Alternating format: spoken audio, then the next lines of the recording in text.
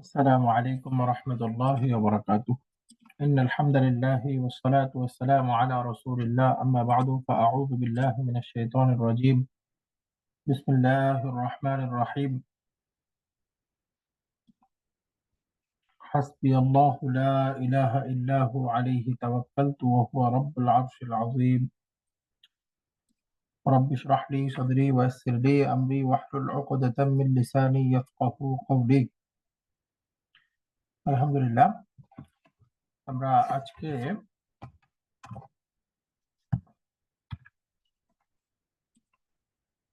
8 number পর্ব অর্থাৎ অষ্টম তারাবি। আমাদের গত 7 নাম্বার তারাবি থেকে আমরা এক পারা করে পড়া শুরু করেছি। তো আজকে মূলত 11 নাম্বার জুজ পুরোটাই পড়া হবে। এই জুজের মধ্যে সূরা তাওবা এর বাকি অংশ ছিল 94 থেকে 129, এটা পড়া হবে। সূরা ইউনুস 1 থেকে একদম শেষ পর্যন্ত 109 নাম্বার আয়াত পর্যন্ত শেষ করা হবে, এবং সূরা হুদ সামান্য মাত্র আধা পৃষ্ঠা আছে এখানে। সূরা হুদের আধা পৃষ্ঠাও আজকে পাঠ করা হবে এখানে। তো এই 3টা সূরার অংশ বিশেষ এবং পূর্ণ অংশ আজকে পাঠ করা হবে, এবং এর অধীনে গুরুত্বপূর্ণ অনেক বিষয় আসবে, সেগুলোই আমরা আজকে পড়ার চেষ্টা করব।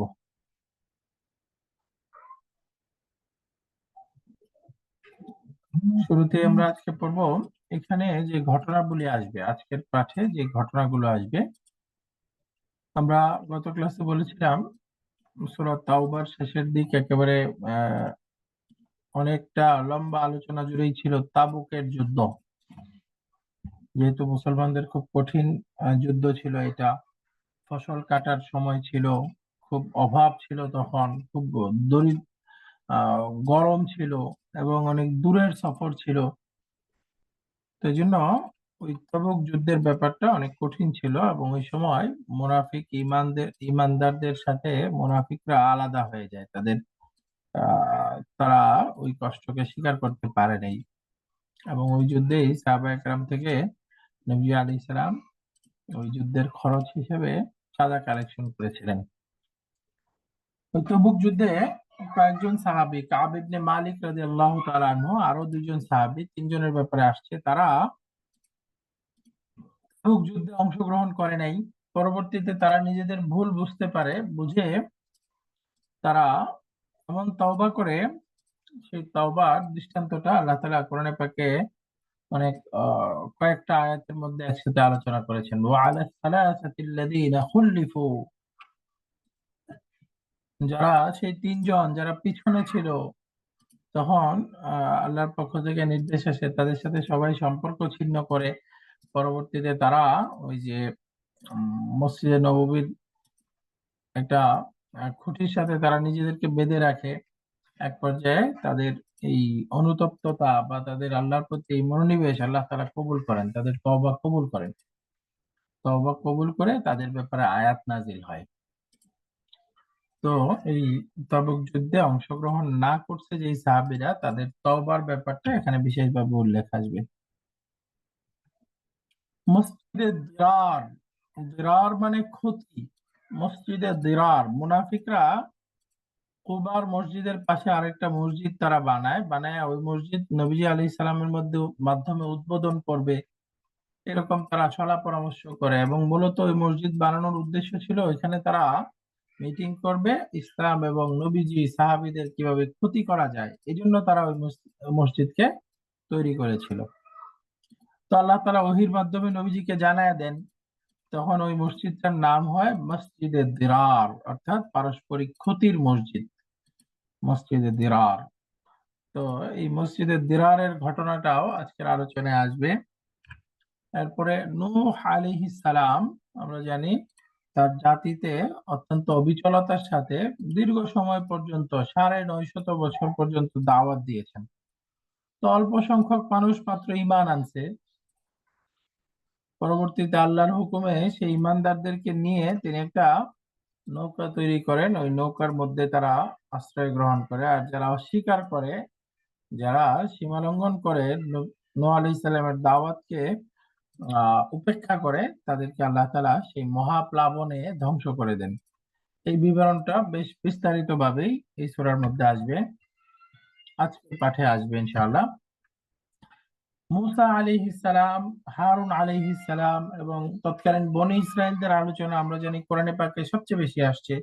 সূরা বাকারার মধ্যে পড়ে আসছি এবং অষ্টম পারাতেও ছিল, সূরা আরাফের অধীনে ছিল এবং বিভিন্ন সূরার মধ্যে আসবে। আজকের পাঠেও মূসা আলাইহিস সালাম, হারুন আলাইহিস সালামের বিশেষভাবে ওই জাদুকরদের সাথে যে ঘটনা ঘটে, মূসা আলাইহিস সালামের সময় জাদুর খুব প্রভাব ছিল।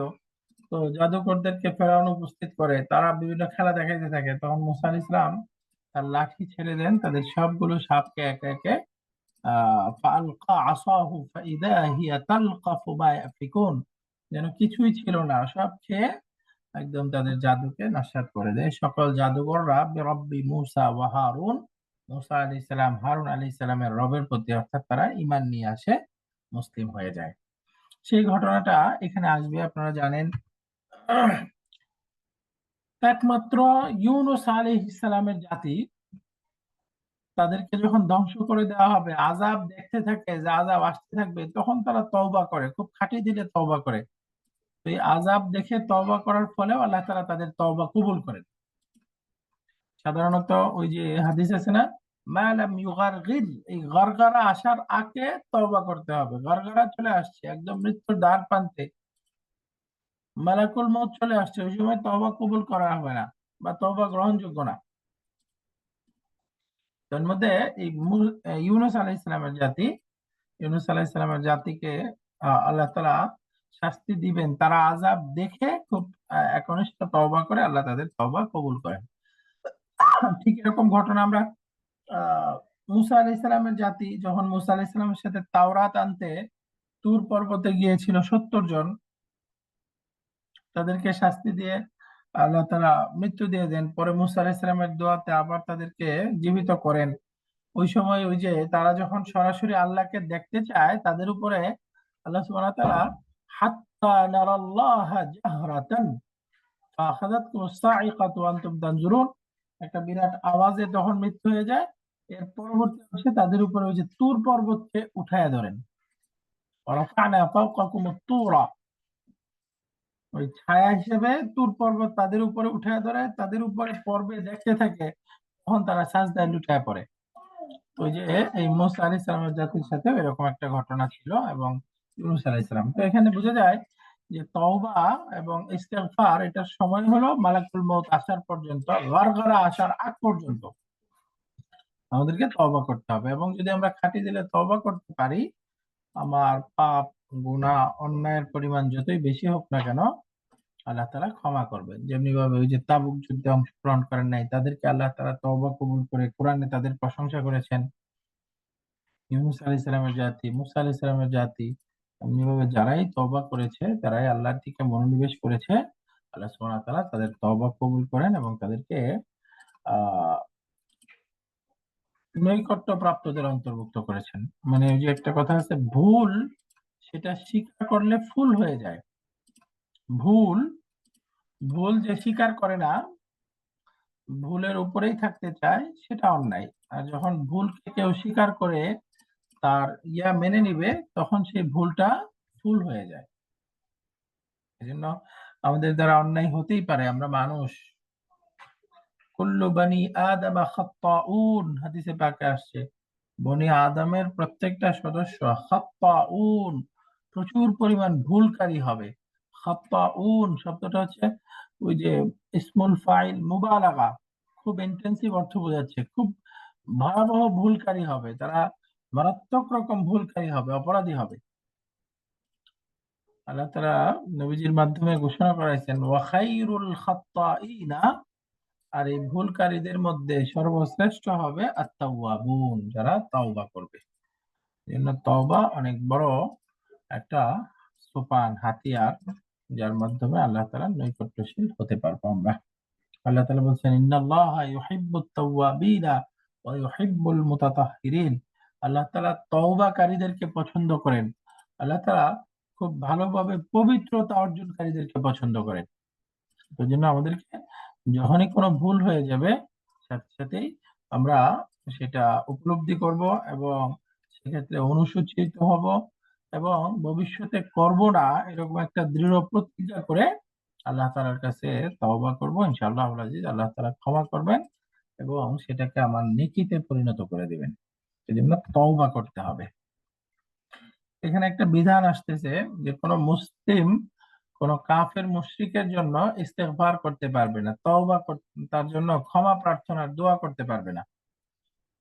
আল্লাহ তাআলা বলছেন, মা কানা লিন নাবিয়্যি ওয়াল্লাযীনা আমানু, কোন নবীর জন্য সমীচীন না, ওয়াল্লাযীনা আমানু কোন ঈমানদারের জন্য সমীচীন না, আইয়াস্তাগফিরু লিল মুশরিকিন, কোন মুশরিকের জন্য ক্ষমা প্রার্থনা করা, কোন মুশরিকের জন্য দোয়া করা কোন নবী কোন মুমিনের জন্য উচিত না, অর্থাৎ এটা করতে পারবে না।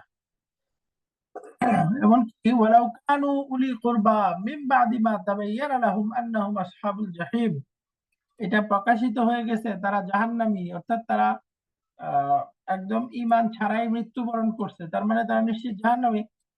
নিশ্চিত জাহান্নামী এটা সুস্পষ্ট হয়ে যাওয়ার পরে কোন মুশরিকের জন্য, কোন কাফেরের জন্য কোন ঈমানদার ইস্তেগফার করতে পারবে না, ক্ষমা প্রার্থনা করতে পারবে না। ইব্রাহিম আলাইহিস সালাম তার বাবার জন্য দোয়া করতে নিষেধ করা হয়েছে। একইভাবে নূহ আলাইহিস সালাম তার সন্তানদেরকে, যারা মুশরিক ছিল, যারা তার দাওয়াত গ্রহণ করে নাই, তাদেরকে নিষেধ করা হয়েছে। এভাবে প্রত্যেক ইমানদারেরই এটা দায়িত্ব। অনেক ফ্যামিলিতে আছে যে অনিচ্ছাকৃত কেউ বিভিন্ন ফাঁদে পড়ে হয়ে গেছে, তো তাদেরকে পরিপূর্ণরূপে ইমানের দাবি হিসেবে প্রত্যাখ্যান করতে হবে, তাদের জন্য কখনোই ইস্তেগফার করা যাবে না। হাদিসে পাকে আসছে রাসূলুল্লাহ সাল্লাল্লাহু আলাইহি সাল্লাম আবু তালেব, নবীর চাচা, তার জন্য যখন দোয়া করতেছিলেন তখন এই বিধান নাজিল হয়েছে, ইস্তাগফিরু লিল মুশরিকিন, নবীর জন্য এটা সমীচীন না।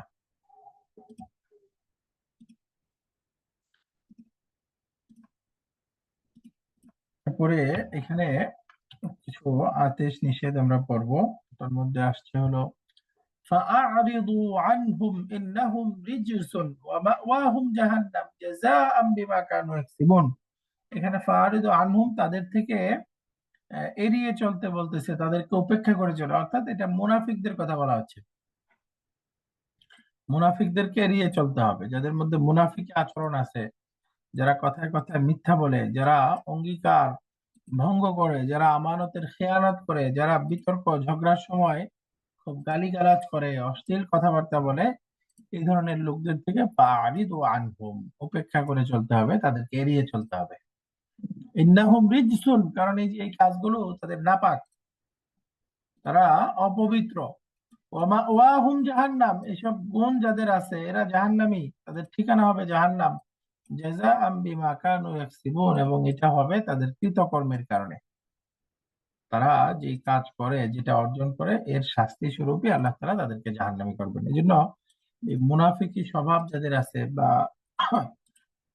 কাফের মুশরিক যারা আমার ধর্মের ক্ষেত্রে, আমার দিন পালনের ক্ষেত্রে আমার সহযোগী হবে না, বরং আমার জন্য ক্ষতিকর হবে, তো তাদেরকে হিকমতের সাথে এড়ায় চলতে হবে, তাদেরকে উপেক্ষা করে চলতে হবে। হ্যাঁ, উপেক্ষা করে চলার অর্থ হলো তাদের সাথে আমি এমন সময় দিব না যেন এর দ্বারা আমি প্রভাবিত হয়ে তাদের মতো খারাপ কাজ করতে থাকি।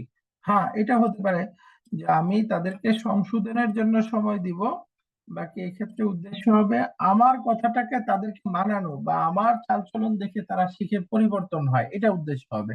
অর্থাৎ তাদের সাথে মিশে আমি এমন আখলাক প্রকাশ করব যেন এখান থেকে তারা পরিবর্তন হয়, তাদের জীবনের পরিবর্তন গ্রহণ করে, এইভাবে মিশতে পারবো।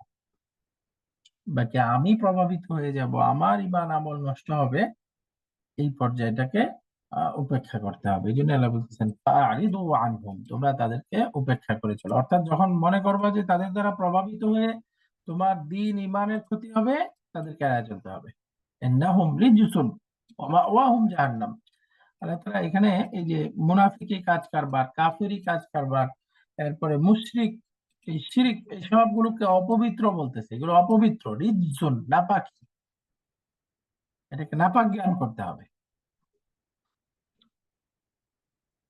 এবং অন্যদিক থেকে আমাদেরকে কত শুকরিয়া আদায় করা দরকার যে আল্লাহ তাআলা আমাদেরকে ইমানের দৌলত দিয়ে আমাদেরকে পবিত্র করেছেন। আমরা পবিত্র কারণ হলো আমরা ইমানদার, কারণ আমরা আল্লাহকে মানি, আমরা আল্লাহর সাজদায় লুটিয়ে পড়ি, আল্লাহর হুকুম পালন করি, এই জন্য আমরা পবিত্র।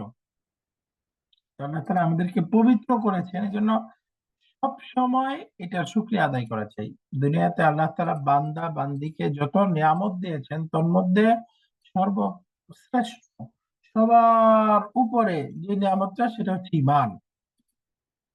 কারণ ঈমান এমন একটা ভিসা যার মাধ্যমে আমরা জান্নাতবাসী হতে পারবো। আমি অনেক ভালো কাজ করি, আমি অনেক ভালো আখলাকের মানুষ, কিন্তু আমার ঈমান নাই, মানে হলো জান্নাতের ভিসা নেই। ঈমান ছাড়া জান্নাতে যাওয়া যাবে না। এই যে আল্লাহ তাআলা আমাদেরকে কোনরূপ দরখাস্ত ছাড়া, কোনো আবেদন ছাড়াই এই সবচেয়ে দামি নিয়ামতটা আল্লাহ তাআলা দিয়ে দিয়েছেন, এই জন্য সব সময় এটার জন্য শুকরগুজার হইতে হবে। সাথে সাথে ওই যে যারা এটা থেকে আহ অপবিত্র আছে তাদেরকে অপবিত্র জ্ঞান করতে হবে, অপবিত্র জ্ঞান করে ঘৃণা না, ওই তাদের থেকে, তাদের অপবিত্রতায় মিশে যাওয়া থেকে নিজেকে দূরে রাখতে হবে। এটাই বলতেছে ফারিদু আনহুম ইন্নাহুম রিজসুন ওয়া মাওয়াহুম জাহান্নাম জাযাআম বিমা কানু ইয়াকসিবুন। সামনের আয়াতটা ঠিক এটারই ফলাফল বলে দিচ্ছে। যেহেতু মুশরিকরা মুনাফিকরা অপবিত্র, সুতরাং ইয়া আইয়ুহাল্লাযীনা আমানুত্তাকুল্লাহ, হে ঈমানদাররা তোমরা আল্লাহকে ভয় করো, ওয়া কুনু মা'আস সাদিকিন, এবং সাদিকিন সত্যবাদীদের দলভুক্ত হও, সত্যবাদীদের সাথে চলাফেরা করো, সত্যবাদীদের রাস্তা অবলম্বন করো। কুনু তোমরা থাকো, চলো, মা'আস সাদিকিন সত্যবাদীদের সাথে, সত্যবাদীদের সাথে চলো। এটাকেই বলে ওই যে একজন আহ, মানুষ ইমানদার, তার জন্য তার দিন পালন তখনই সহজ হবে যখন তার আশপাশটা দিনদার হবে। তার মাহাউল অর্থাৎ সে যাদের সাথে চলাফেরা করে উঠা বসা করে তারা দিনদার, তখন তার দিন পালনটা সহজ। আর কেউ যদি বিরুদ্ধ পরিবেশেও করতে পারে আহ, সেটা তো তার ইমানের অনেক শক্তিশালী পরীক্ষা হবে। তো ওইটা হবে উচ্চতপকারী প্রাণ। বাকি সহজে পালন করতে চাইলে এই যে আমাদেরকে এই সত্যবাদীদের সংস্রব গ্রহণ করতে হবে। এই জন্য সোহবাত, সংস্রব গ্রহণ করা, এটা অনেক বড় একটা আমল, এটা অনেক গুরুত্বপূর্ণ। ওই যে এটা এখান থেকেই, ওই যে আমাদের দেশে যে তাসাউফ আছে, এই তাসাউফটা এখান থেকেই আসছে। একজন মুসলিহ, একজন সংশোধনকারী গ্রহণ করা, একজন হাক্কানি আলেমের সাথে সম্পর্ক থাকা, যে আমাকে সবসময় গাইড করবে, আমি এটা করতে পারবো, এটা করতে পারবো না, এবং আমার জীবনের সবকিছু তাকে জানানো, মানে আমার পারিবারিক জীবন, আমি কোন অবস্থায় চলতেছি, আমি কোন জায়গায় ভুল করতেছি, কোন জায়গায় ডিরেল হয়ে যাচ্ছি, এগুলো সবসময় তাকে জানানো। তো এটাকেই পীর বলে, এটাকেই মুর্শিদ বলে, এটাকে মুসলিহ বলে, যাই বলে। তো এভাবে যখন একজন আমলদার হাক্কানি কাউকে গ্রহণ করব, এটা জায়েজ, এটা জায়েজই না বরং সেটা জরুরি। কোরআনে বিভিন্ন জায়গায় আল্লাহ তাআলা এভাবে নির্ধারণ করে দিয়েছেন। এটা যে কোনো দূরের কেউ হইতে হবে এমন না, এটা আমার বাবা হতে পারে, আমার মা হতে পারে, যারা দিনের সাথে চলে, আমার বন্ধু হইতে পারে, হ্যাঁ, আমার সাথী ভাই হইতে পারে, আমার ক্লাসমেট হইতে পারে, অথবা আমার পাশের একজন ভালো আলেম হইতে পারে, তার সাথে আমার সম্পর্ক থাকবে, তাকে আমার ভালো মন্দ সবকিছু জানাবো, সবকিছু পরামর্শ করে চলবো, এটাকেই বলে মুসলিহ। তো এমন না যে সে আমাকে বলবে যে সে জান্নাতের টিকিট দিয়ে দিছে, সে আমাকে জান্নাতে নিয়ে যাবে, ওই যে ওই পীর মুরিদি যেটা, ওইটা ভণ্ডামি। আমাকে এই যে একজনকে নির্ধারণ করে তার সাথে পরামর্শ করে চলা, এটা ইসলামের প্রশংসনীয়, এটাকেই বলে সুহবাত, এটাকেই বলে বাইআত। সকল সাহাবীরা নবীজির সাথে বাইআত গ্রহণ করেছিলেন, বাইআত। সকল সাহাবীরা নবীজির সোহবত পেয়েছেন, এজন্যই তাদেরকে সাহাবী বলে। একটা হাদিস আসছে না, কুনু আলিমান আও মুতাআল্লিমান আও মুহিব্বান, আলেম হও, না হয় ছাত্র হও, অথবা এলেম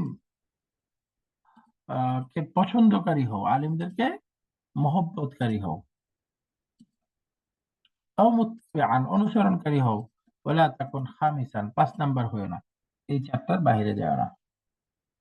এই জন্য ওই যে নেককারদের সাথে সং- আহ, আহ, সম্পর্ক করে তাদের সাথে সম্পর্ক রেখে চলতে হবে। হ্যাঁ, এবং বলে দিচ্ছে ওয়ালা তাত্তাবিআন্নি সাবিলাল্লাযীনা লা ইয়ালামুন, লা তাত্তাবিআন্নি, তোমরা অনুসরণ করে চলো না।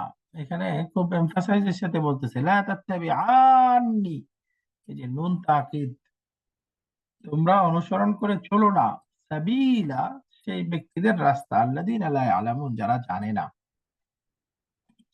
যারা জানে না, অজ্ঞ, তাদের রাস্তা অনুসরণ করে চলো না। এটা যেমনি ভাবে দ্বীনি ক্ষেত্রে প্রযোজ্য, একইভাবে দুনিয়াবী ক্ষেত্রেও প্রযোজ্য। দ্বীনি ক্ষেত্রে প্রযোজ্য, যে জানে না তাকে অনুসরণ করলে আমি হয়ে যাব বেদাতি, আমি এমন আমল করতে থাকবো যেটা শরীয়তে কোনো ভিত্তি নেই। ওয়ালা তাত্তাবিআন্নি সাবিলাল্লাযীনা লা ইয়ালামুন। আমরা আমাদের দেশে অনেকগুলো প্রথা আছে, ওই যে কথার কথা, হিন্দুদের শ্রাদ্ধ আছে না, হিন্দুদের কেউ মারা গেলে তারা ওই নির্দিষ্ট 1 মাস পর্যন্ত এক কাপড়ে থাকে, গোসল করে, ওই কাপড়েই বসে থেকে শুকায়। এরপরে নির্দিষ্ট সময় পরে একজন ব্রাহ্মণ এনে তাকে একটা গরু দেয়, ওই গরুর লেজ ধরে তারা পার হয়ে যাবে, এবং ওই সময় অনেক মানুষদেরকে খাওয়ায়। তো এই পদ্ধতিটা, ওই যে মানুষদেরকে মৃত্যুর পরে খাওয়ানো, এটা ওই হিন্দুদের শ্রাদ্ধ থেকে আসছে। আলেমগণ বলেন এটা হিন্দুদের শ্রাদ্ধ থেকে আসছে, কিন্তু আমরা ওই যে গ্রাম দেশে বলেন বা শহরে বলেন, আমাদের মধ্যে এই প্রথাটা এত বিচ্ছিরি ভাবে আছে যে মোটামুটি একজনও পাওয়া যাবে না যে খুব কম, যে এটা শরীয়তে নিষেধ আছে বা এটা আমার তাদের সাদৃশ্যতা গ্রহণ হচ্ছে, এই জন্য আমাকে এটা বর্জন করতে হবে। এটা আমরা পারি না।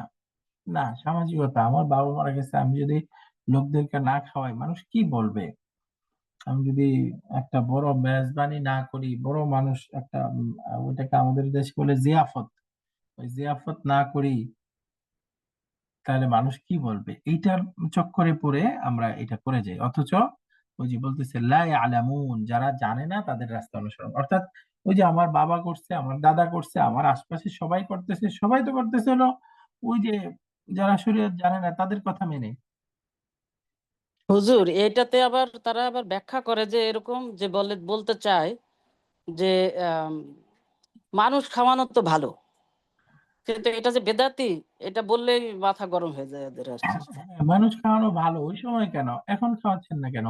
যে কোনো সময় খাওয়াইতে পারে, হ্যাঁ, এখন কিন্তু খাওয়ান। ওই সময় খাওয়াবে।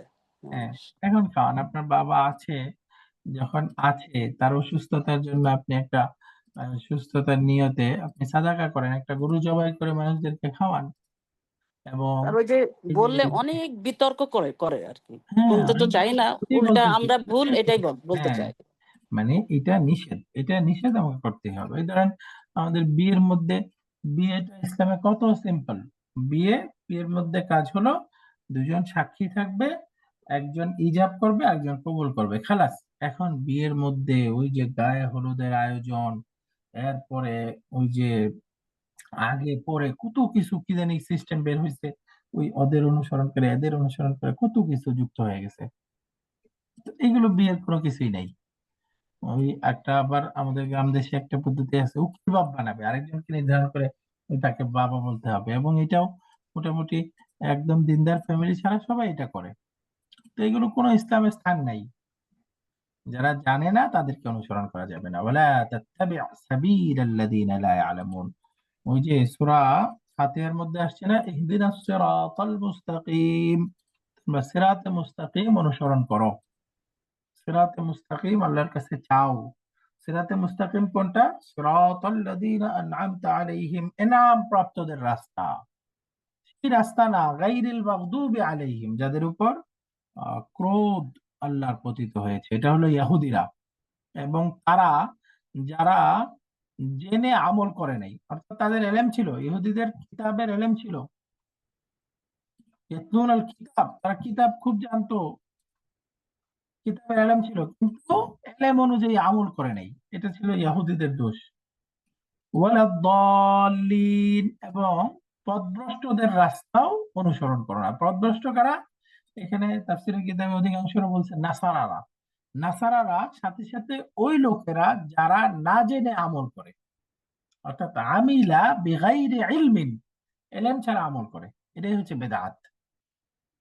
তো আমার এলেম আছে, আমি আমল করি না, এটা হচ্ছে নাফরমানি, এটা হচ্ছে ফিসক ফুজুর, এটাও নিষেধ। আবার না জেনে আমল করা, শরীয়তের কোনো অংশ না এমন জিনিসকে শরীয়ত বানিয়ে দেওয়া, এটা হচ্ছে বেদাত, এটাও জঘন্যতর অপরাধ। হযরত আয়েশা রাদিয়াল্লাহু তাআলা আনহা থেকে হাদিস, মান আহদাসা ফি আমরিনা মা লাইসা মিনহু ফাহুয়া রাদ্দুন, অর্থাৎ যে আমাদের দ্বীনের মধ্যে, আমাদের শরীয়তের মধ্যে এমন কোন জিনিসকে প্রবর্তন করে যেটা আসলে দ্বীনের অন্তর্ভুক্ত না, ফাহুয়া রাদ্দুন, সেটা আমার বাবা করুক, আমার পারিবারিক সবাই করুক, আমার আশপাশ সবাই করুক, যতই আমার উপরে দাবাও থাকুক না কেন, সেটা পরিত্যাজ্য, সেটা পরিত্যাজ্য। ফাহুয়া রাদ্দুন, রাদ্দুন মানে সেটা প্রত্যাখ্যাত, সেটা রদ করতে হবে, বাদ দিতে হবে। এটা দুনিয়াবি ক্ষেত্রেও আমি সফল হইতে চাইলে আল্লাযীনা লা ইয়ালামুন, যারা জানে না তাদের পথে গেলে আমিও ফেল করব, আমিও আমার প্রজেক্ট ফেল করবে, সব ক্ষেত্রে আমি অকৃতকার্য থাকব। আর যারা একটা সফলতার রাস্তা বের করছে, এই রাস্তায় চলে সফল হয়েছে, যখন আমি খুব প্ল্যান করে সুন্দর করে ওই তার দেখানো পদ্ধতিতে চলবো, তখন আমি সাকসেস হওয়ার সম্ভাবনা অনেক বেশি থাকবে। এটা দুনিয়াবি ক্ষেত্রেও প্রযোজ্য এবং আখিরাতের ক্ষেত্রে তো প্রযোজ্যই। ওয়ালা তাত্তাবিআন্নি সাবিলাল্লাযীনা লা ইয়ালামুন, যারা জানে না, দ্বীনি বিষয়ে জানে না, দ্বীনকে মানা যাবে না।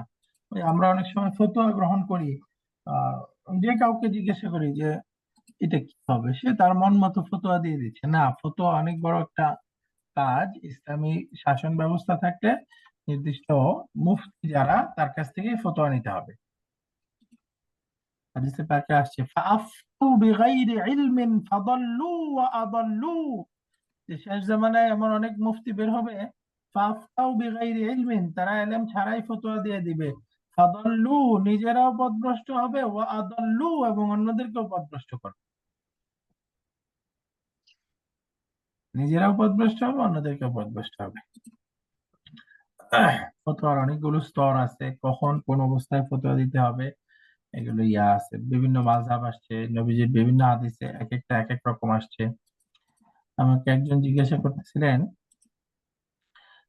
ওনারা কানাডায় থাকেন, অস্ট্রেলিয়াতে মেয়ের বাড়িতে বেড়াইতে গেছে। উম, তাদের মেয়ে বিয়ে হয়েছে, ছেলে বিয়ে হয়েছে, অর্থাৎ আহ স্বামী স্ত্রী দুজনই 50 ঊর্ধ্ব বয়সের। তো মেয়ের বাড়িতে বেড়াতে যাওয়ার পরে হয়তো সামান্য কোনো কথা নিয়ে কাটাকাটি হয়েছে, ওই সময় খুব উম, প্রচন্ড রাগের মাথায় তালাক দিয়ে দিছে। তো এখন এই যে এই সংসার, এই স্বামী স্ত্রী এখন কোন একজন ফতোয়া দিয়ে দিছে যে তারা তালাক হয়ে গেছে, এখন আর একসাথে থাকতে পারবে না। এখন একসাথে থাকতে চাইলে ওই যে হিলা বা হিল্লা বিয়ে যেটা বলে, এর মাধ্যমে আবার হয়ে তারপরে আসতে হবে। ওই মহিলা কান্না করতে করতে ফোন দিছে। এখন যেই শব্দে বলছে, ওইখানে আমি শোনার পরে দেখলাম যেই শব্দে বলছে, ওখানে তালাক হইলেও তালাকে রাজি হয়েছে। এবং এরপরেই ওই স্বামী কান্নাকাটি করে অনেক ইয়া করছে। এখন স্বামীর বক্তব্য হলো যে না, আমি হয়তো এই শব্দ বলি নাই। ওই মহিলা দিনদার খুব, মাশাআল্লাহ, উনি বলতেছে না, উনি এই শব্দটা একবার বলছে। আর ওই আমি ওনার সাথেও কথা বললাম, উনি বললো না, আমি এই শব্দ বলি নাই, বাকি একান্তই মনে পড়তেছে না, কিন্তু ও বলতেছে বলছি। যাই হোক, এখন কি হবে? তো এখন যেই শব্দে বলছে, ওই শব্দে বলার কারণে শরীয়তের বিধান অনুযায়ী আসলে তালাক হইলেও তালাক এক তালাক হয়েছে, এবং এক তালাকে রাজি হয়েছে। হ্যাঁ, এর বিপরীতে আরেকটা ফতোয়া আছে 3 তালাক। বাকি এখন এই ফ্যামিলির এই পর্যায়ে তাদেরকে যদি 3 তালাক ফতোয়া দেওয়া হয়, তাহলে কি হবে? তাদের মেয়ে আছে, মেয়ের জামাই, নাতি নাতনি আছে, এই অবস্থায় তাদেরকে পৃথক হয়ে যাবে, অথচ তারা দুজনই অনুতপ্ত, তারা সংসারটা করতে চাচ্ছে। তো এই যে এইদিকে একটা, এখানে এক তালাকে রাজি ধরার সুযোগ আছে। অন্য দিক থেকে আবার যদি আমি এটাকে বায়ানও ধরি, তাহলে এক তালাকে বায়ান হবে, এক তালাকে বায়ান, এখানেও তারা শুধু বিয়ে করে নিলেই হয়ে যাবে এটা। আবার আরেকটা দিক আছে, এখানে তারা বিচ্ছিন্ন রকম রাগের মাথায় বলছে, উনি বলতেছে খুব ভাঙাচোরা করছে, ওই সময় বলছে, এবং স্বামীর বলতেছে মনেই নাই, তার মনে নাই যেহেতু তো তার মুখের কথার উপরে ফতোয়া হবে, কে সাক্ষী দিল ওইটা না, সে যেটা বলবে এটা। তো যদি ধরা হয় সে এটা বলে নাই, তাহলে সেক্ষেত্রেও তালাক হয় নাই। তো অনেক দিক থেকে এই সংসারটা বাঁচানো যায়, সুযোগ আছে। কিন্তু ওই ফতোয়া দিয়ে দিছে, এখন কান্নাকাটি তাদের খুব অবস্থা, এবং কিল্লা বিয়ে পর্যন্ত নিয়ে তাদেরকে পৌঁছায় দিছে। এবং ওই যে এটা স্বপ্নের ব্যাখ্যার ক্ষেত্রেও হয়, স্বপ্নের ব্যাখ্যার ক্ষেত্রেও হয়। একজন স্বপ্নে দেখছে আহ সালাম আলাইকুম হুজুর। একটা কথা প্রশ্ন ছিল এখানে। বলে যে রাগের মাথায় এই 3 তালাক দিছি একসাথে, কি বলছি মনে নাই, কিন্তু গনে গনে তো ওই হুজুর 3 তালাকই দিছে যাতে করে এটা কার্যকর হয় একসাথে। তারপরে যদি বলে যে না 2 তালাক তো দেয় নাই বা 5 তালাক তো দেয় নাই, ও তো গুনে গুনে একদম 3 তালাকই দিছে যাতে করে এই সম্পর্কটা মানে এখনই শেষ হয়ে যায় আর কি। তো এইটা যদি পরবর্তী বলে যে আসলে আমি কি বলছি আমার মনেও নাই, কি বলছি আমি বুঝিও নাই, তাহলে এটা কি আসলে অ্যাকসেপ্টেবল হবে কিনা? যদি ইচ্ছাকৃত এটা করে, এখন এটা তার সাথে মুআমালা হবে আল্লাহ তাআলার। এখন আমি যদি ফতোয়া দিই, ফতোয়া তো দিতে হবে তার মুখের কথার উপরেই, সে কোনটা বলছে এটার উপরেই। এখন যদি সে অস্বীকার করে, এখন অস্বীকার করে যদি সে করতে যায়, হারাম সম্পর্ক হবে, ওইটা আল্লাহর সাথে সে জিম্মাদারি। বাকি ওই যে হাদিসে আসছে না, হাল্লা শাকাক্তা কালবাহু, তুমি কি তার অন্তর ছিদ্র করে দেখছিলা সে এটা মিথ্যা বলতেছে? এখন সে মিথ্যা বললে ওইটা আল্লাহর সাথে সে জবাব দিবে, কিন্তু সে যেটা বলতেছে ফতোয়া ওইটার উপরেই হবে, যেটা বলতেছে ফতোয়া ওইটার উপরেই হবে। আর হলো হুজুর এই যে ওই যে মানে একসাথে, আমি শুনেছিলাম, আমি এক হুজুরের কাছে শুনেছিলাম আর কি, যে এক বৈঠকে যদি কেউ একাধিক তালাক দেয়, কিন্তু সেটা পুরো তালাক দেওয়ার প্রসেসের মধ্যে যাচ্ছে না, তো এটা এক তালাক হিসেবেই গণ্য হয় এটাই পরবর্তীতে, মানে এরকম। এটার দুইটা মাসলা আছে। ওই যে তালাকের আলোচনা সূরা বাকারাতে একটু আপনাদেরকে সংক্ষেপে বলেছিলাম আমি, যে তালাকটা খুব সেনসিটিভ বিষয়। হানাফি মাযহাবের ফতোয়া হলো যে একসাথে কেউ যদি 3 তালাক দেয় বা এর অধিক দেয়, তাহলে 3 তালাক প্রযোজ্য হয়ে যাবে। হানাফি মাযহাব বাদে অন্য সব মাযহাব, অন্য সব ইমাম বলছে না, একসাথে 3 তালাক দিয়ে 3 তালাক হবে না। তালাকের যে প্রসেস, এটা হলো নির্দিষ্ট পবিত্র অবস্থায়, মানে ওই যে মহিলাকে তালাক দেওয়া হবে উনি পবিত্র অবস্থায় আছে, ওই সময় 1 তালাক দিতে হবে। এই 1 তালাক দিয়ে অপেক্ষা করতে হবে, এই রাজাআতের যে সময়, ওই সময়ের মধ্যে যদি রুজু করে নেয় তাহলে ঠিক আছে। এটা পার হয়ে গেছে, পরে আরেক পবিত্রতা আসবে, তখন আরেক তালাক দিবে, আরেকটা আসবে তখন আরেক তালাক দিবে। তালাকের প্রসেস হলো এটা। সুতরাং কেউ যদি একসাথে 3 তালাক দিয়ে দেয়, 3 তালাক হবে না। এটা হলো অন্যান্য ফতোয়া। তো এখানে দুইটা ফতোয়ারই সুযোগ আছে।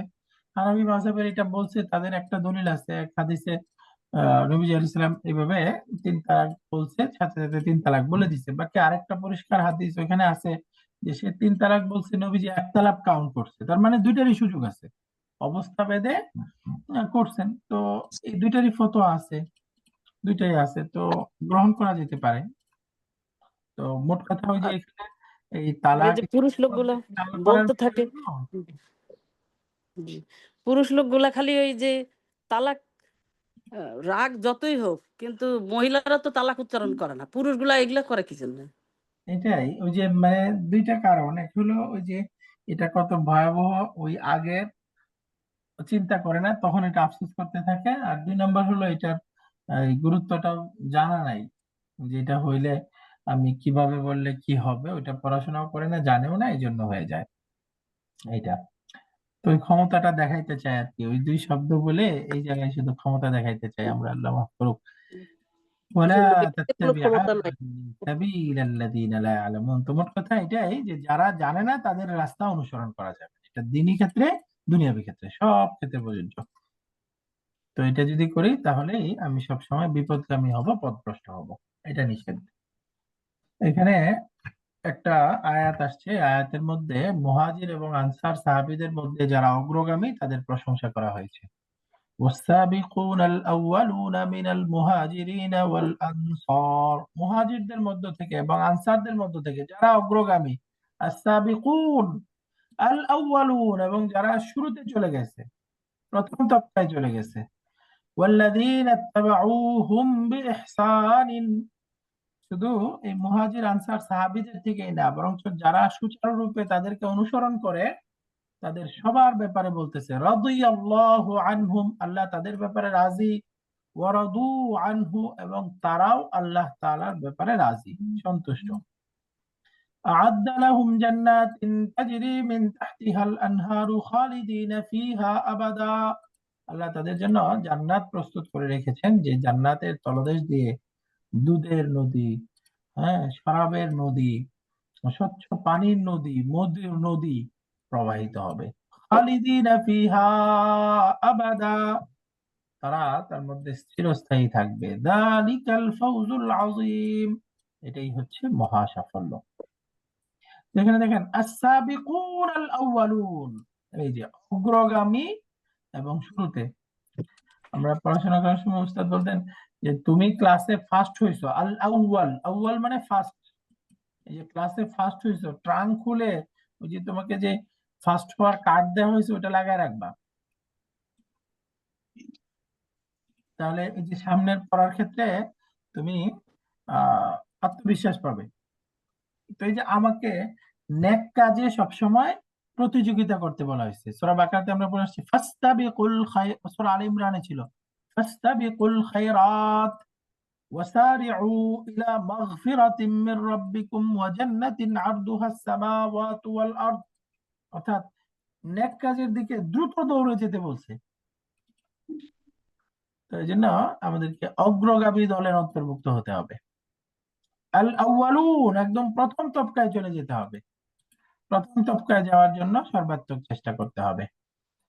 তো দুই ধরনের ইবাদত আছে। এক ধরনের ইবাদত তো ফরজ ইবাদত। ফরজ ইবাদতের মধ্যে চাইলেও আমি কোয়ান্টিটি বৃদ্ধি করতে পারবো না, অর্থাৎ জোহরের সালাত ফরজ 4 রাকাত, 4 রাকাতই পড়তে হবে। বাকি এখানে আমি প্রতিযোগিতা করে আমার সালাতকে অন্য সবার সালাতের চাইতে কোয়ালিটির দিক থেকে উন্নত করতে পারবো।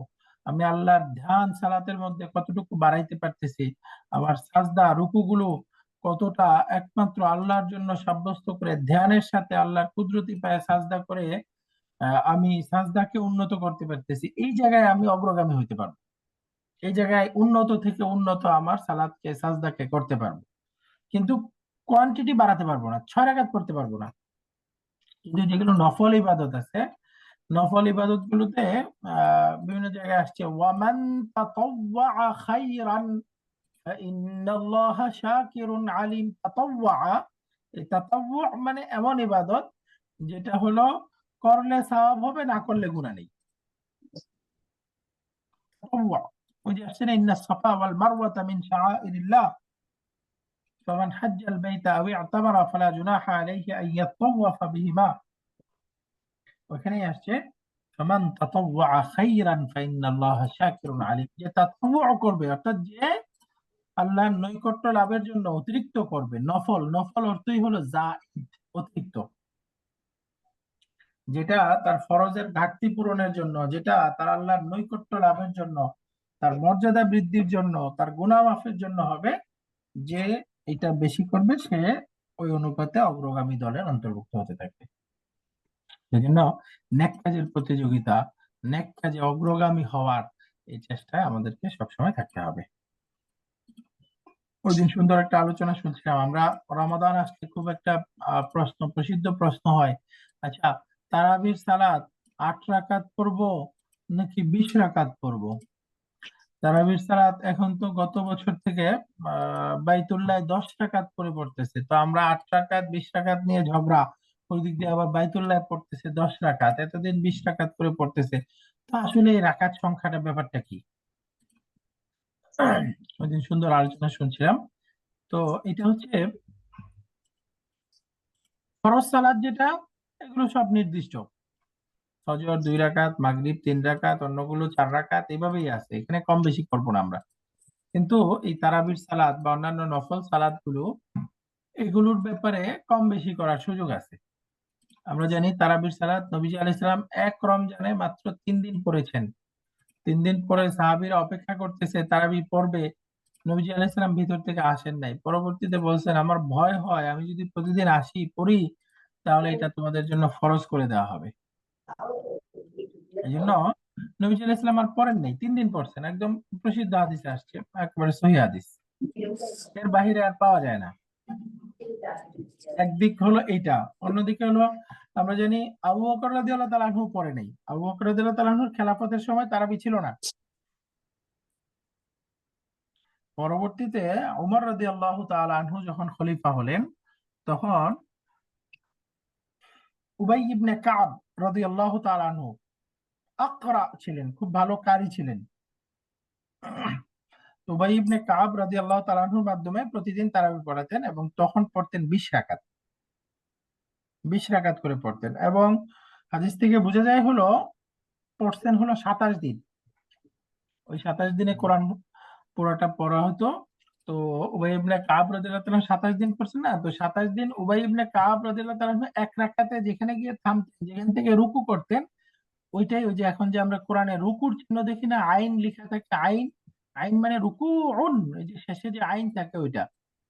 তো এই যে 27 দিন 20 রাকাত করে পড়লে 27 গুণ 20 540 হয় না? সেই জন্য কোরআনে কারিমে 540টা রুকু আছে। অর্থাৎ উবাই ইবনে কাব রাদিয়াল্লাহু তাআলা আনহু এক রাকাতে যেখান থেকে শুরু করে যেখানে গিয়ে সাজদা করছে, রুকুতে গেছেন, ওইটাই একটা রুকু হিসেবে সাব্যস্ত হয়েছে। ওই 27 দিনে 540 রাকাতে এই কোরআন শেষ হয়েছে, ওই জন্য 540টা রুকু। তো এটা হলো উবাই ইবনে কাব রাদিয়াল্লাহু তাআলা আনহুর আমল। পরবর্তীতে ওমর রাদিয়াল্লাহু তাআলা আনহুর পর থেকে এটা চলতেছে। তার মানে এটা সুন্নাতে রাসূল বলা যাবে না, এটা হলো সুন্নাতে খুলাফা আর রাশিদিন বা সুন্নাতে উমর বলতে পারেন এই তারাবিটা। এখন কথা হলো তারাবিটা এই যে এই 20 রাকাত করলো, এটার কি ওনার অধিকার আছে কিনা? কোরআনে আসছে না, আতিউল্লাহ ওয়া আতিউর রাসূলা ওয়া উলিল আমরি মিনকুম, তোমরা আল্লাহর আনুগত্য করো, রাসূলের আনুগত্য করো এবং উলিল আমর যারা, যারা আদেশ দেওয়ার ক্ষমতা রাখে তাদের অনুসরণ করো। তো ওমর রাদিয়াল্লাহু তাআলা উলিল আমর ছিল। আমরা জানি ওমর রাদিয়াল্লাহু তাআলার মানসা অনুযায়ী, ইচ্ছা অনুযায়ী 3 বার ওহী নাজিল হয়েছে। আল্লাহ তাআলা ওমর রাদিয়াল্লাহু তাআলা যেরকম চাচ্ছিলেন ওইরকমই ওহী নাজিল করেছেন। তো ওমর রাদিয়াল্লাহু তাআলা অনেক উলিল আমর ছিলেন। তো এই যে উলিল আমর জিহাদের ময়দানে উলিল আমরের আদেশ হলে অবশ্যই আমাদেরকে বের হইতে হবে। উলিল আমরের ইসলামে একটা অনেক বড় স্থান আছে। এই জন্য এই যে তারা ছিলেন উলিল আমর, তারা এটা প্রবর্তন করছেন। এবং বড় কথা হলো তারাবিটা আমি চাইলে না পড়তে পারি, আমি না পড়তে পারি। বাকি তারাবিটা হলো একটা তাতাব্বু, বা এটা ওই যে নেক কাজে প্রতিযোগিতা করার আমল। তো সুতরাং এই ক্ষেত্রে আমি 20 রাকাত পড়তে পারি, 8 রাকাত পড়তে পারি, 10 রাকাত পড়তে পারি, যেভাবে পড়তে পারি। হ্যাঁ, এমনকি আমি চাইলে 20 রাকাতের বেশিও পড়তে পারি, 20 রাকাতের বেশিও পড়তে পারি, সবভাবেই পড়তে পারি। এখন এটার ক্ষেত্রে বাড়াবাড়ি হয়, একদল বলেন রাসূল 3 দিন পড়ছেন, আমি 3 দিনই পড়বো, আর বেশি পড়বো না। রাসূল 3 দিন পড়ছেন, এই 3 দিন আবার 8 রাকাত করে পড়ছেন, তাহলে আমি 8 রাকাত পড়বো, আর বেশি পড়বো না। আল্লাহ মাফ করুন। ওমর রাদিয়াল্লাহু তাআলা যার ব্যাপারে নবী বলছেন লাউ কানা বাদি নাবিয়্যুন লাকানা উমর, যদি আমার পরে কোন নবী হইতো সেই নবীটা হইতো উমর। এই উমর রাদিয়াল্লাহু আনহুর ব্যাপারে আল্লাহ তাআলা 3 বার ওহী নাযিল করলেন। তিনি ছিলেন উলুল আমর, খুলাফায়ে রাশিদিনের প্রথম তবকায়। তো উনারা পড়লেন, সব সাহাবীরা বুঝলেন, সব সাহাবীরা মিলে 20 রাকাত পড়লেন। আর আমরা এমন উদ্ধতপূর্ণ ভাষায় বলি যে 20 রাকাত পড়া এটা কোরআনে কোথাও নাই, হাদিসে কোথাও নাই, এটা নবীজি করেন নাই, এটা হলো বেদাত, এটা হলো গুমরাহি, এটা যারা করে তাদের ইসলামে কোনো স্থান নাই, ইত্যাদি ইত্যাদি কথা বলতে থাকি। ইন্নালিল্লাহ। আমরা চিন্তাও করি না যে এই কথা বলার কারণে আমি যে আমার হয়তো একটা দলকে পছন্দ না তাদেরকে বলতেছি, এটা যে গিয়ে ওমর রাদিয়াল্লাহু তাআলার উপরে পড়তেছে, ওইটা চিন্তাও করি না। ওমর রাদিয়াল্লাহু তাআলার মতো সাহাবী, ওসমান গনি রাদিয়াল্লাহু তাআলার মতো সাহাবী, উবাই ইবনে কাব তাকে বলছে আকরাউহুম ফি দীনিল্লাহ, আল্লাহর দ্বীনের সবচেয়ে বড় কারি। ওই রকম সাহাবীরা দ্বীন বুঝলো না আর আমি বুঝে ফেলছি, কোন পণ্ডিত আসছি। এটা খুবই উদ্ধতাপূর্ণ আচরণ। বরং মনে রাখতে হবে জিনিসটা খুব সহজ। সহজ বিষয়টা হলো যে এটা হলো তাতাব্বু, একটা নফল আমল।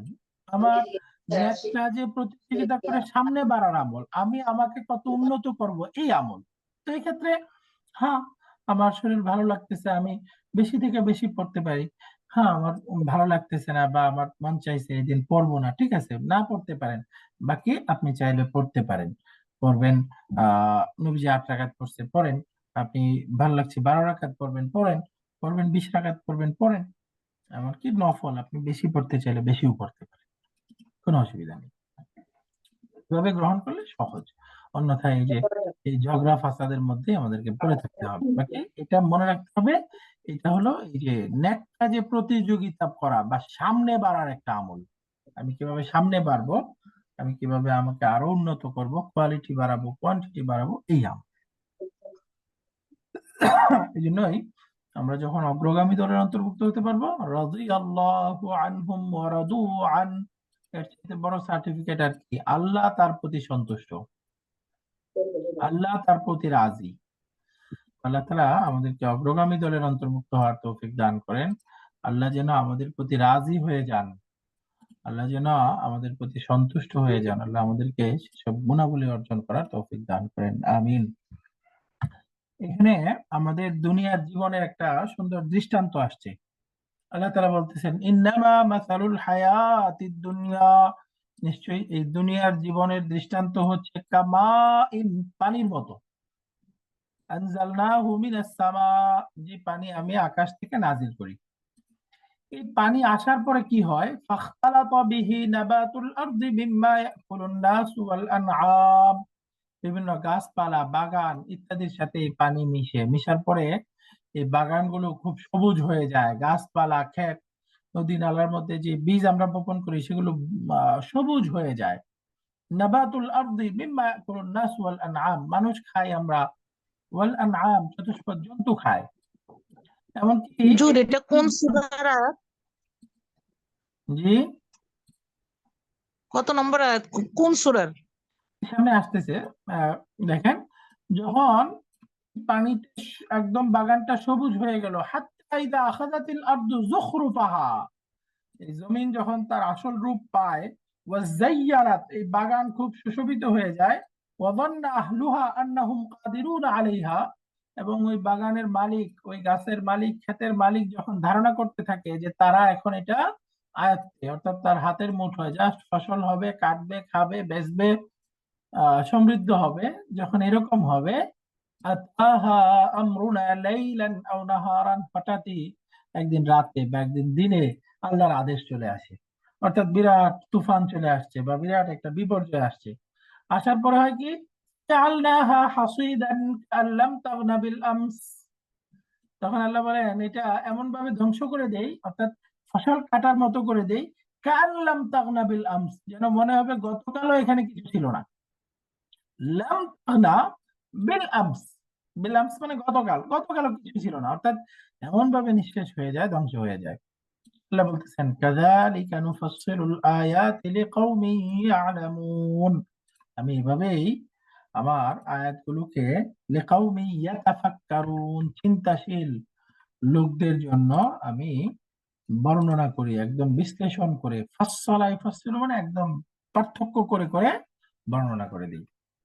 তো এখান থেকে চিন্তাশীল জাতির জন্য আমাদেরকে চিন্তাশীল হইতে হবে। দেখেন এখানে চিন্তা করলে কি বোঝা যায়?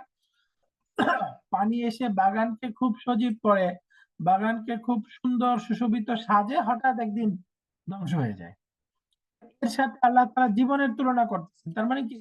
আমাদের জীবনে আমরা একটা পর্যায়ে লেখাপড়া করি, করে আমাদের ক্যারিয়ার গড়ি, টাকা পয়সা কামাই, ঘর বাড়ি করে যখন সংসার সাজায় শেষ করছি, হঠাৎ আতাহা আমরুনা লাইলান আও নাহারান, আল্লাহর পক্ষ থেকে আদেশ চলে আসে, মালাকুল মউত চলে আসে, আমার জীবন নিয়ে যায়, খালাস। এবার দেখেন আর কি আছে? এই যে আমি গত 25 বছর 40 বছর কষ্ট করলাম, আমার সাজানো সংসার, আমার এত সুন্দর আদরের বাড়ি, আমার এত আদরের সন্তান, এত আদরের পরিবার, কোথায়? তখন কি আমি আর তাদেরকে ফিল করতে পারবো? তাদের কোনো কাজে আসতে পারবো? আমার মাধ্যমে তারা কোনো ফায়দা নিতে পারবে, বা আমিও কি তাদের কোনো ফায়দা নিতে পারবো? খালাস, জাস্ট আল্লাহ তাআলার একমাত্র একটা আদেশ আসবে, একদিন রাত্রে একদিন দিনে, খালাস, শেষ। এই জন্য আল্লাহ বলতেছে মানুষের, আমাদের জীবনের দৃষ্টান্তটা হচ্ছে ওই যে ওই বৃষ্টির পানি, ওই পানি এসে যেরকম সবকিছুকে সাজায়, তো আমিও ওই সামান্য পানি, আমার বাবা মায়ের সাহায্যে ওই পানি থেকে একটা জীবন হয়ে আসছি, আসার পরে হয়তো আমার মাধ্যমে আল্লাহ কিছু কাজ করাবেন, কোনো বিভিন্ন জিনিস হয়তো আমি সাজাবো, দুনিয়াবি ক্ষেত্রে, দিনী ক্ষেত্রে সাজাবো, সাজানোর পরে যখন ওইটা ভালো রূপ পাবে, খালাস, খালাস। তো এই জন্য ওই যখনই মনে রাখবেন যে আমার চাষবাস খুব সুন্দর হয়ে গেছে, সাজিয়ে ফেলছি, মনে রাখবেন যে আমার মৃত্যু কাছাকাছি। ইযা জা আমরুল্লাহ, ইযা জা নাসরুল্লাহি ওয়াল ফাতহ, যখন ওই যে সূরাতুন নাসর আসলো, সূরা নাসরের মধ্যে নাসরুল্লাহি ওয়াল ফাতহ, যে আল্লাহর সাহায্য এবং বিজয় আসবে, এই আয়াত যখন নাজিল হলো, সাহাবায়ে কেরাম খুশি, আল্লাহর বিজয় আসতেছে, দলে দলে মুসলিম জান্নাত, মুসলমান ইসলামের মধ্যে আসতেছে, সাহাবায়ে কেরাম খুশি। আবু বকর রাদিয়াল্লাহু তাআলা আনহু কান্না করতেছেন, কান্না করতেছেন। সাহাবায়ে কেরাম জিজ্ঞাসা করতেছে, ইয়া আমিরুল মুমিনিন, আপনি কান্না করতেছেন? বলে, তোমরা এই আয়াতের ব্যাখ্যা বুঝতেছো এরকম, বাকি আমার কাছে মনে হচ্ছে যে নবীজির মৃত্যুর সময় ঘনায় আসছে, আল্লাহ তাআলা নবীজিকে নিয়ে যাবেন। জা নাসরুল্লাহি ওয়াল ফাতহ, আল্লাহর নাসর, বিজয় চলে আসছে, অর্থাৎ দিন তো পরিপূর্ণ হয়ে গেছে। আর নবীদের বৈশিষ্ট্য, রাসূলদের বৈশিষ্ট্য হচ্ছে যখন পরিপূর্ণ হয়ে যায় আল্লাহ তাআলা তাদেরকে নিয়ে যান। নবীজির তো সময় হয়ে গেছে, সকল সাহাবায়ে কেরাম কান্না শুরু করলেন। এরকম আমাদের দৃষ্টান্ত জাস্ট পূর্ণ হয়ে যাবে, আমি মনে করতেছি একটা পর্যায়ে এখন ঠিক আছে, খালাস। আল্লাহ তাআলা আমাদের জীবন থেকে শিক্ষা নেওয়ার তৌফিক দান করুন। সবসময় মৃত্যুর জন্য প্রস্তুত থাকা, বারবার মৃত্যুকে স্মরণ করা, মৃত্যুকে স্মরণ করে মৃত্যুর জন্য বেশি থেকে বেশি প্রস্তুতি নিয়ে অগ্রগামীদের অন্তর্ভুক্ত হওয়া, এই চেষ্টা করতে হবে। আল্লাহ আমাদেরকে তৌফিক দান করেন, আমিন। ঈমানদারদের একটা দলকে আল্লাহ তাআলা সুসংবাদ দিয়েছেন, তাদের এখানে 8টা গুণ বর্ণনা আসছে। 1 নাম্বার গুণ হলো আত-তাইবুনা, তারা হলেন তওবাকারী, আল-আবিদুনা, আল্লাহ তাআলার দাসত্ব গ্রহণ করে ইবাদতকারী, আল-হামিদুনা, প্রশংসাকারী, আস-সাইহুনা, সাইহুনা মানে সিয়াম পালনকারী, আর-রাকিউনা, খুব ভালোভাবে রুকু আদায়কারী, আস-সাজিদুনা, সাজদাকারী, আল-আমিরুনা বিল মা'রুফ, সৎ কাজে আদেশকারী, ওয়ান-নাহুনা আনিল মুনকার, খারাপ কাজে যথাসম্ভব বাধা প্রদানকারী। 2 3 4 5 6 7 8টা, এই 8টা গুণ। বরং আরেকটা, ওয়াল হাফিজুনা লিহুদুদিল্লাহ, 9টা গুণ, এবং যারা আল্লাহর হুদুদকে রক্ষাকারী, হেফাজতকারী। এই 9টা গুণ যে মুমিনের আছে, আল্লাহর নবীকে বলতেছে ওয়াবাশশিরিল মুমিনিন, এই 9 গুণ বিশিষ্ট মুমিনদেরকে আপনি সুসংবাদ দিন। এর মধ্যে শেষের যেটা, আল হাফিজুনা লিহুদুদিল্লাহ, আল্লাহর হুদুদ, আল্লাহর সীমা, আল্লাহর বিধানকে হেফাজতকারী। মনে রাখবা, আমরা যেন আল্লাহর বিধানকে হেফাজতকারী হই, কখনোই যেন আমার মাধ্যমে আল্লাহর বিধান ভঙ্গ না হয়, ভঙ্গ না হয়। আল্লাহর বিধানের বিরোধিতা করা বা আল্লাহর বিধানকে উপেক্ষা করা তো দূরের কথা, আমার দ্বারা যেন ভঙ্গ না হয় ইচ্ছাকৃতভাবে। হ্যাঁ, মানুষ হিসাবে ভুল হয়ে যাবে, তখন সাথে সাথে এখান থেকে ফিরে এসে আত-তাইবুনা, এই দলে চলে যেতে হবে, সরাসরি তওবা করতে হবে। তওবা মানে হলো আমি যে কাজ করে ফেলছি সেটার জন্য অনুতপ্ত হওয়া, ভবিষ্যতে করব না এরকম একটা দৃঢ় প্রতিজ্ঞা করা, এবং আল্লাহ তাআলার কাছে ক্ষমা চাওয়া। তাহলে আল্লাহ তাআলা আমরা সংবাদপ্রাপ্ত দলের অন্তর্ভুক্ত হতে পারবো। এখানে সূরা তাওবার শেষ আয়াতটা সুন্দর একটা দোয়া, হাসবি আল্লাহু লা ইলাহা ইল্লাহু আলাইহি তাওয়াক্কালতু ওয়া হুয়া রাব্বুল আরশিল আযীম। হাসবি আল্লাহ, আল্লাহই আমার জন্য যথেষ্ট, দ্বীনি কাজে, আখিরাতের কাজে, আমার সম্মান অসম্মান, আমার রিজিক, আমার পরিবারের জন্য, আমার নিরাপত্তার জন্য, সব ক্ষেত্রে হাসবি আল্লাহ, আল্লাহই আমার জন্য যথেষ্ট। এটা পূর্ণ ইয়াকিনের সাথে পড়া, লা ইলাহা ইল্লাহু, তিনি ব্যতীত কোনো সত্য ইলাহ নাই, আলাইহি তাওয়াক্কালতু, সব কাজে আমি একমাত্র তার উপরেই ভরসা করি। আলাইহি, এই যে মাজরুর, যার মাজরুর মুতাল্লিকটা আগে চলে আসছে, মানে একটা সেন্টেন্সের আরবি নিয়ম হলো ভার্বটা আগে আসবে, ভার্বের সহযোগী অন্য সবকিছু পরে থাকবে, কিন্তু এই বাক্যে এই যে এটা আগে চলে আসছে, এটা আপনারা যারা বালাগা পড়েছেন তারা বুঝবেন, এটা হলো অতিরিক্ত এমফাসাইজের জন্য। আলাইহি তাওয়াক্কালতু, একমাত্র তার উপরেই আমরা তাওয়াক্কুল করি। ওয়া হুয়া রাব্বুল আরশিল আযীম, এবং তিনি হচ্ছেন মহান আরশের রব। এই দোয়াটা আশা করি আপনাদের অধিকাংশের মুখস্থ আছে, যাদের মুখস্থ নাই মুখস্থ করে ফেলতে হবে।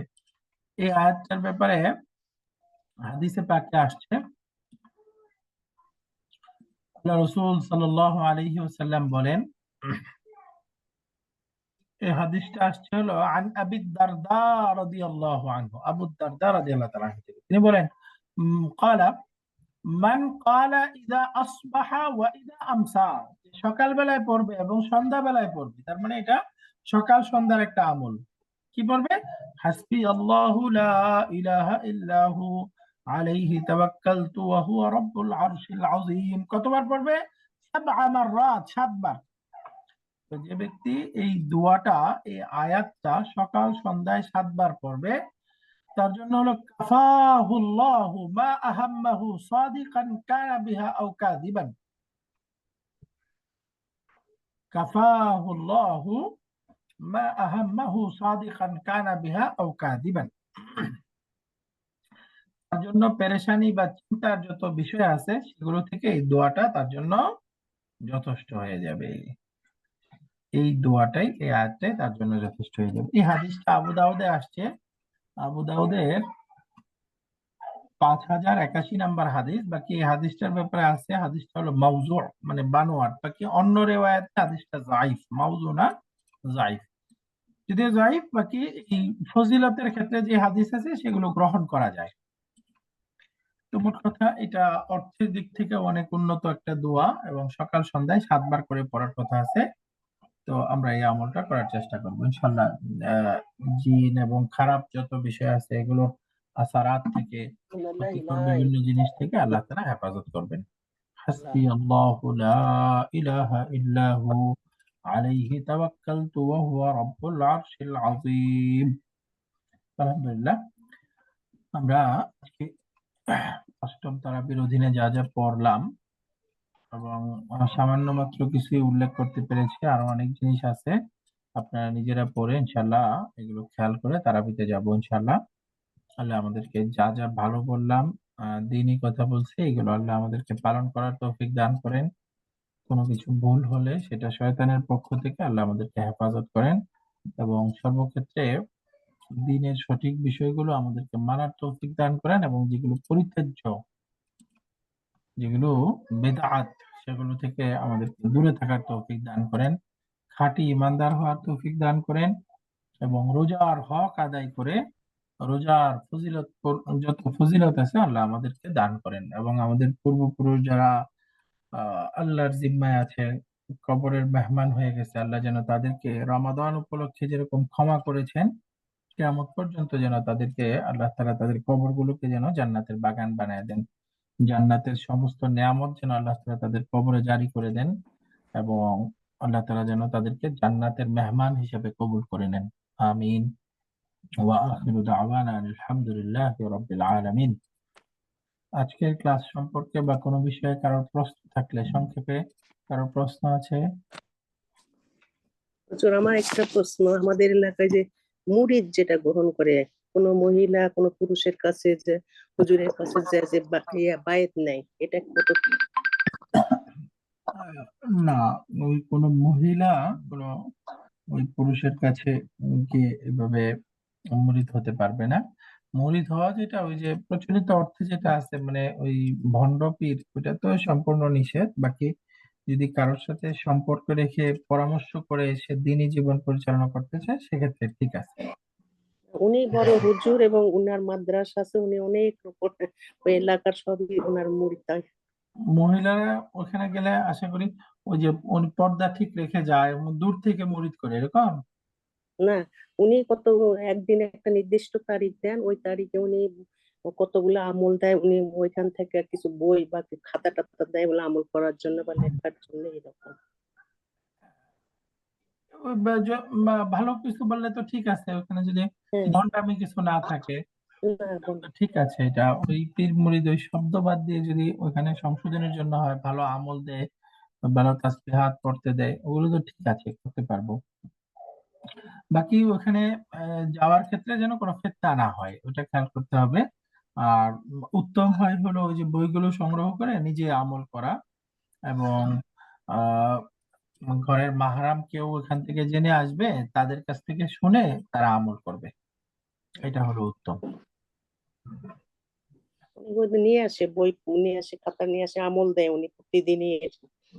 হ্যাঁ, মানে ওটা মানে করতেই ঘরের হবে আর কি। পুরুষ যারা আছে তারা নিয়ে আসবে, আর ওই নিজেদের মাহরাম কারোর কাছ থেকে এগুলো জেনে নেওয়া, এটা উত্তম। আর সবচেয়ে বড় কথা হলো, যখন আমি নিজে পড়াশোনা করতে থাকবো তখন ওই যে এই আমলগুলো আমি নিজেই পাবো, হুম, নিজেই পাবো। এই জন্য আহ কোরআন এবং শরীয়ত সম্পর্কে পড়াশোনা বাড়াইতে হবে। যখন করতে থাকবো নিজেই পাবো, তখন শুধু আমি এটা শুরু করছি, এই আমলটা শুরু করছি, তখন একজন আলেমের সাথে সম্পর্ক থাকতে হবে আমি এটা শুরু করতে পারি কিনা, এটা ঠিক আছে কিনা, বা এটার ব্যাপারে কোনো শরীয়তে নিষেধাজ্ঞা আছে কিনা, তখন এইটুকু করলেই হবে। ওইটার জন্য আর ওই আপনার ঘরের কেউ জেনে এসে দিতে পারবে, বা আপনারও সম্পর্ক থাকবে যে উস্তাদের কাছে শিখবেন বা যার কাছে শিখবেন তার কাছ থেকে যাচাই করে নিতে পারবেন। ঠিক আছে। জাযাকুমুল্লাহ খাইর। আর কারোর প্রশ্ন না থাকলে শেষ করি আজকে। জি। سبحانك اللهم وبحمدك أشهد أن لا إله إلا أنت أستغفرك وأتوب إليك. السلام عليكم ورحمة الله وبركاته.